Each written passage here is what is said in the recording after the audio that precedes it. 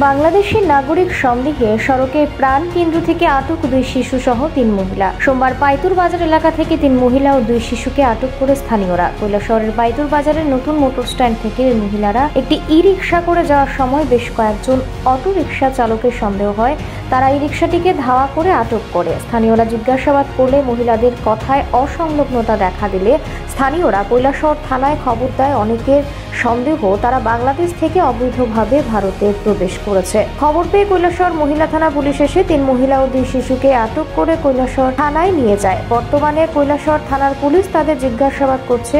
তবে সূত্রের খবর অনুযায়ী তাদের কাছ থেকে কোনো ধরনের বৈধ ভারতীয় নাগরিকত্বের নথি পাওয়া যায়নি। অপরিচিত ব্যক্তিদের আনাগোনা ও অবৈধ অনুপ্রবেশের ঘটনায় আতঙ্কে রয়েছে শহরের জনগণ। কই বাড়ি? আমরা ওখানে থাকি ধর্মনগর। বাড়ি কहाँ? তোমার নাম কি দা?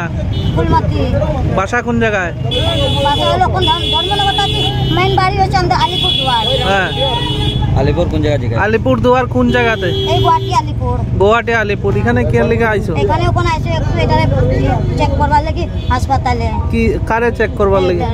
কোন হাসপাতালে? তো তুমি ওইখানে কি করতেছো? হাসপাতাল তো অনেক দূরে। হ্যাঁ, হাসপাতালে কোন যাইতাছিল। তোমার কাছে কোনো আধার কার্ড আছে? আধার কার্ড আমরা লইয়া আছে মতলব আমার জামার আছে আধার কার্ড। তখন তো ধর্মনগর আছে, এখন তো আমরা লইয়া আইছি না। জামার ফোন আছে নি?